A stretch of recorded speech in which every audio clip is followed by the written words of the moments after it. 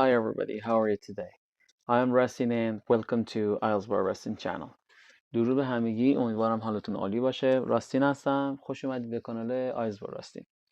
امروز می‌خوایم جلسه 46 کتاب Mindset for IELTS 1 رو با همدیگه همراه باشیم. از سکشن لیسنینگ شروع می‌کنیم. Unit 6 Leisure Time Listening. In this unit you will learn how to قرار ببینیم که تو این درس چه چیزایی میخوایم یاد بگیریم، چه بولتایی رو قراره کاور کنیم. Understand a description of a place. درک یا فهم description of a place، اون جزئیات در مورد یک منطقه، یک محل، یک مکان که منظورش همون آدرسه. Follow directions. بتونیم اون direction ها رو اون فالو کنیم، اون مسیری که به ما داره میگه رو بتونیم دنبال کنیم تا به اون آدرس مورد نظرمون برسیم. Label a map. علامت گذاری یک نقشه. Recognize distractors. حواس پرت کنها رو بتونیم تشخیص بدیم، اون نکات انحرافی رو بتونیم تشخیص بدیم. Recognize. Leading. bullet point رو میخونم. A common task in the listening test is labeling a map. In order to complete this type of questions, it is important that you are familiar with word and phrases for given directions. یکی از تسک هایی که میگه نرماله و معمولا توی امتحان آیلتس در سکشن لیسنینگ میتونید بهش بر بخورید و ببینیدش، همین لیبلینگ مپه. خب برای اینکه ما بتونیم این تایپ از سوال ها رو به راحتی حلشون کنیم، نیازه که با اون اصطلاحات و کلماتی که مربوط به آدرس دهی یعنی direction هستش رو بدونیم، آشنا باشیم باش. کوشن 1 ما هم در مورد همین قضیه است. 1. Each picture illustrate a word or phrase used to give direction. هر کدوم از این عکسایی که بچه‌ها از 1 تا 8 داریم بیانگر یک فریز، یک ورد هستن که در مورد give direction، آدرس دادن، مورد استفاده قرار میگیرن. Match the pictures with the word in the box. حالا قراره که ما این عکس هایی که داریم رو با این لغاتی که در باکس قرمز هست مچ بکنیم. خب چیز خیلی آسونیه. نگاه کنید نمبر 1 رو. نمبر 1 turn میشه turn right، یعنی به راست بپیش. 2 go straight ahead یا straight on. پس این شد 2. turn right. 1 3 turn left، به چپ بپیچ، یعنی سمت چپ بپیچ. turn left. 4 go past. 4 میشه go past، یعنی چی؟ یعنی از هر جایی که حالا هست بگذر، عبور کن. go past the hospital, go past the park, go past the cinema. حالا هر جایی که میخواد باشه. مثلا این ساختمون رو شما در نظر بگیرید سینما، میگه go past the cinema، یعنی چی؟ برو جلو ازش، رد شو. 5 که میشه این دو تا ساختمون بغل هم دیگه هستن، میشه next to، کنار هم دیگه، بغل در بغل، کنار هم دیگه. 6 opposite، در مقابله. 6 در مقابله، روبروش قرار داره دیگه، اون ور خیابونه. 7 in front of، جلوی، میشه شماره 7. 7 in front of و 8 behind، پشتش، پشت اون ساختمونه. در 7 هم جلوی ساختمون ماشین رو میبینید. check with the partner did you get، اینم که هیچی، میگه چک کنید ببینید درست گفتی یا نه. تو سوال 2 هم میگه describe a route you often take to a partner. سعی کنید اگه پارتنر دارید که با پارتنر، اگرم نه خودتون میتونید تمرین کنید، صداتون رو ضبط کنید، یکی دو تا آدرس بدید. معمولا میتونید از اون مسیرهایی که هر روزه استفاده میکنید، مثل محل کار تا خونه، یا خونه تا محل کار، یا خونه تا باشگاه، اینا رو با توجه به این 8 تا اکسپرشن یا وردی که الان یاد گرفتیم آدرس بدید. از این اکسپرشن ها توی ریل لایف استفاده بکنید. این میخواد همین رو بهتون بگه. سوال 2 چیز خاصی دیگه نداره. میریم برای صفحه بعد. لیبلینگ مپ. خب رسیدیم به لیبلینگ مپ. اینجا قبل از اینکه بریم سراغ سوال 3 من این بولت پوینت رو براتون سریع میخونم. There are 3 types of map labeling task. 3 تا استایل داره این سوال کلی لیبلینگ مپ. ممکنه هر کدوم از این مدل ها بیاد، اما در کل در اصل قضیهش فرقی نمیکنه. بازم همشون جزء همون سوالای لیبلینگ مپ هست. حالا مدلاش متفاوته. 1 You listen and identify where places are on a map by choosing the correct letter. یه مدلش اینجوری که شما لیسنینگ رو میشنوی و میای اون مکان مورد نظر رو نقشه پیدا میکنی. حروف داره، حروفا رو انتخاب میکنی A B C مثلا پارک J شاپ D اینجوری. 2. You listen and choose the correct label for places on a map from the list of words provided. There will be more words than you need. تو این یکی استایله بازم شما قراره یه لیسنینگ رو بشنویم and choose the correct label. اون لیبل درست رو برای مکان مورد نظر از اون نقشه پیدا میکنی و یه لیستی از کلمات به ما میدن اینجا و معمولا یادتون باشه بیشتر از اون تعدادی که برای جواب احتیاج شما کلمه دارید برای که کار سخت‌تر بشه. مثلا به عنوان مثال اگه قرار باشه توی یه دونه سوال 4 تا مکان مشخص شده وجود داشته باشه که شما بخوای آیدنتیفای بکنی 8 تا به مکان میدن که 4 تاش عملا مثل دیسترکتر عمل میکنه یا قراره که قضیه رو برات سخت‌تر کنه وگرنه جزء سوالت نیست. و آخرین مدل you listen and label places on a map by writing up to 3 words. تو حالت آخری بازم شما اون لیسنینگ رو گوش میکنی اما اینجا دیگه خودت مینویسی اون مکان مورد نظر رو و تا 3 کلمه معمولا ماکسیموم میتونید بنویسید. بریم سوال 3 رو نگاه کنیم. Study the map. What does it show? مپ رو یه نگاه میکنی میگه آقا چی داره میگه این مپ؟ چی داره بهت نشون میده؟ شما کارتون اینه که سریع مپ رو نگاه کنید تو اینجور سوالا، انالایزش کنید، لندمارکاشو پیدا کنید، جای واضحش رو مثلا نگاه کنید. اینجا سکول داری، سوپرمارکت داری، شاپ داری، پارک داری و حالا غیره.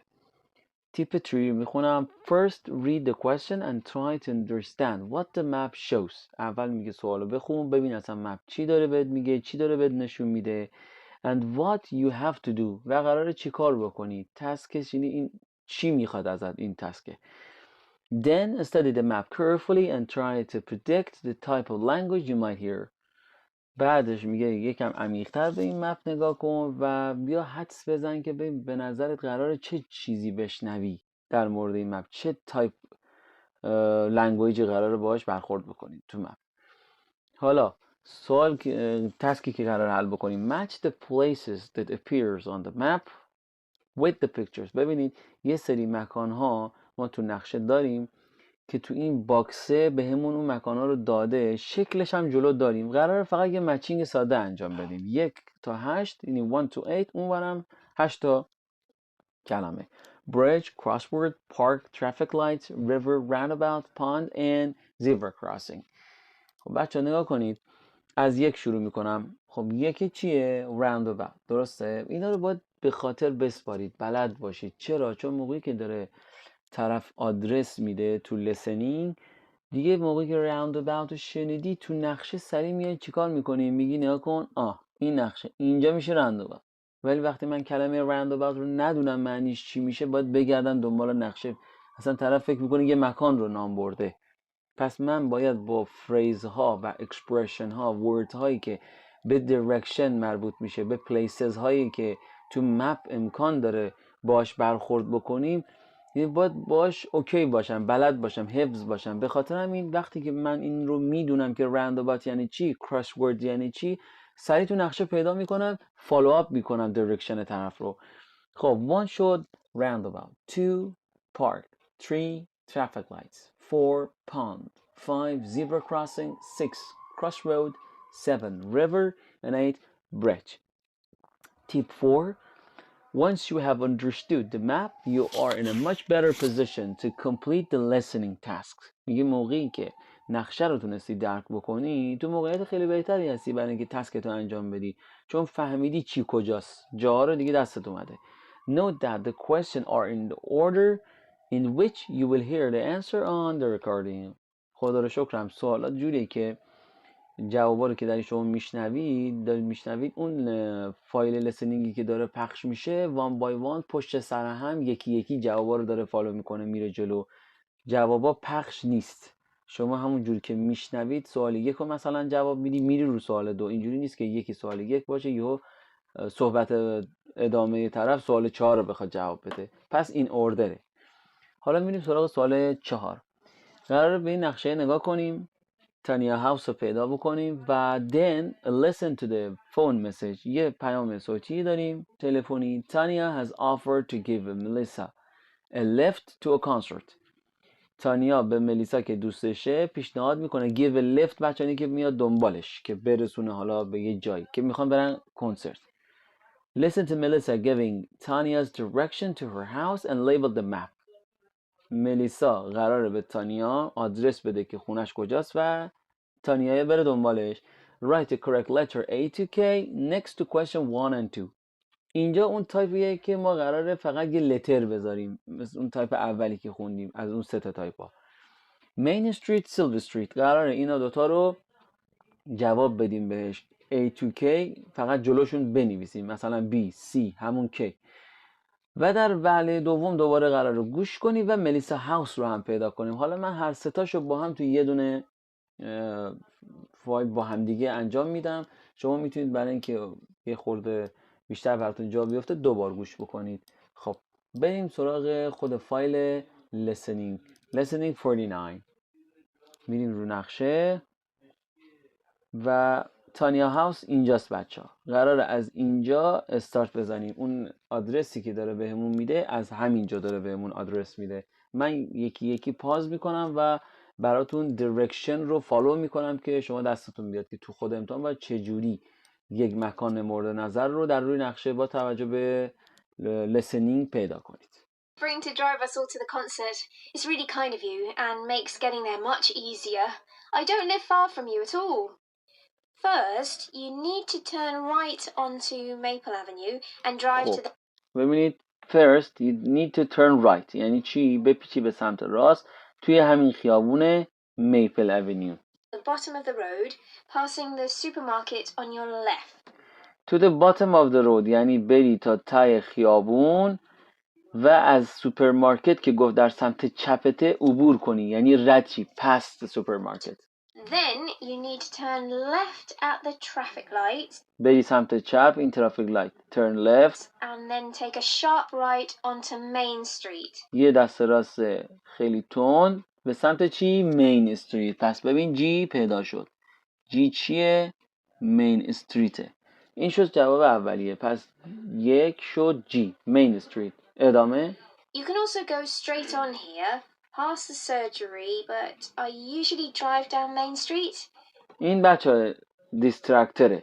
گفت میتونی بری جلوتر و این سرجری رو یعنی اینجا رو رد کنی، اما من معمولا از مین استریت استفاده میکنم. ببین این الان اینجا قطع شد، آدرس نداد. این دیسترکتره، حواس پرت کنه بود، اصلا آدرسش این نبود. گفت میتونی اینم رد کنی، دیگه نگفت که کجا بیای.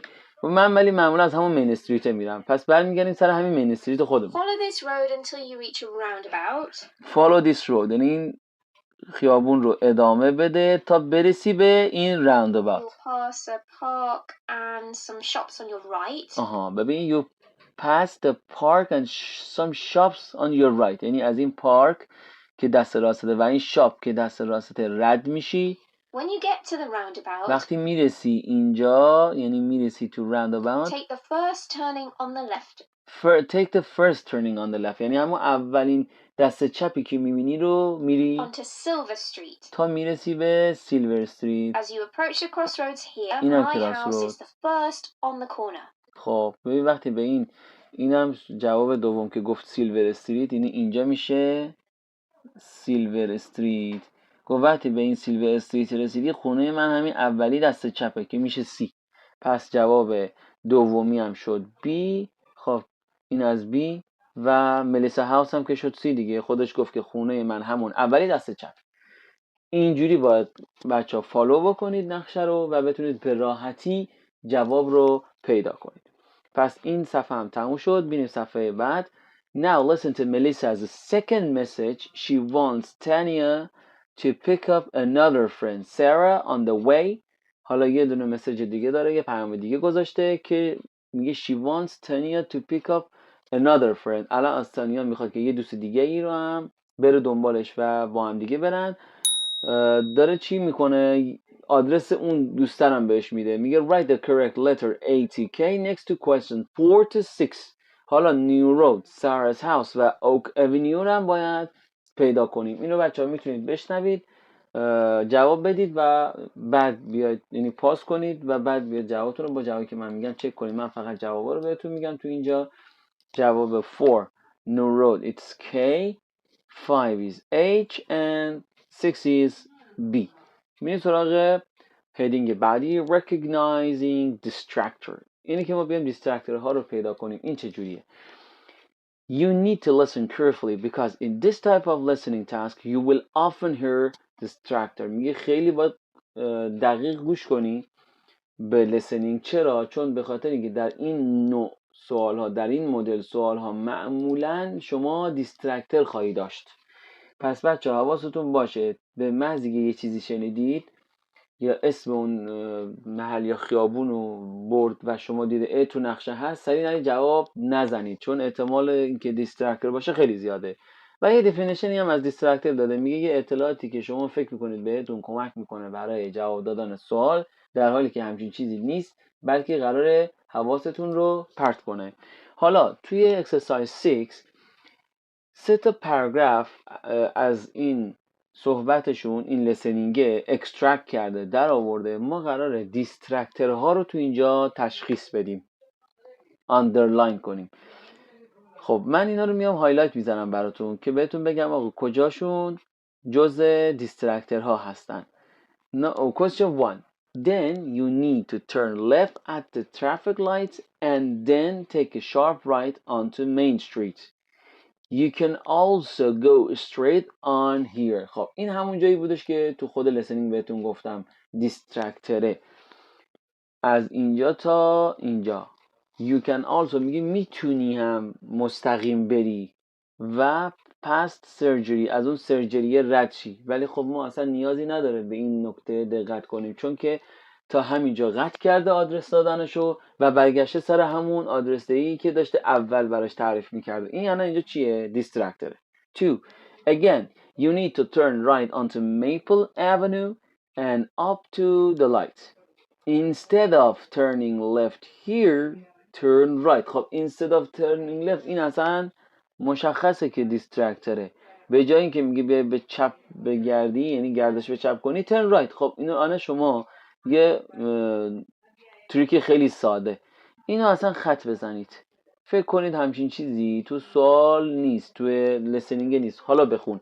Again, you need to turn right onto Maple Avenue and up to the lights. خب turn right with the park on your left. خب اون تیکر اصلا حذف میکنی، میبینی هیچ مشکلی ایجاد نشده اینجا در آدرس دهی، بلکه خیلی سرراست‌تر هم شده. پس این شد دیسترکتره. تو سوال بعدی drive along new road until you reach the bridge. Sarah's house is the second house after the bridge.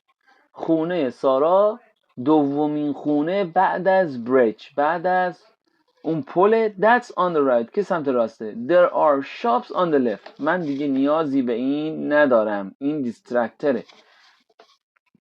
حتی that's on the right هم نیاز نیست، ولی چون نوشته خونه دومیه باید با توجه به نقشت نگاه کنی. امکان داره مثلا خونه سمت چپ هم وجود داشته باشه، به خاطر این اومده گفته that's on the right. وقتی میری تو نقشه اینو میتونی متوجه شی. دیگه ادامهش این که حالا شاپ سمت چپ منه نیازی، چون با همون that's on the right شما اون مکان مورد نظرتون رو پیدا میکنید. خب بس به دیسترکتورها خیلی دقت کنید. Map of a building. In this type of task, you could also be given a map of a building. امکان داره بچه تو این تایپ از کوئسشن ها شما یک مپ از یک خونه هم داشته باشید، یه نقشه خونه هم داشته باشید. 7. Listen to Tanya's message to another friend arranging to meet before the concert.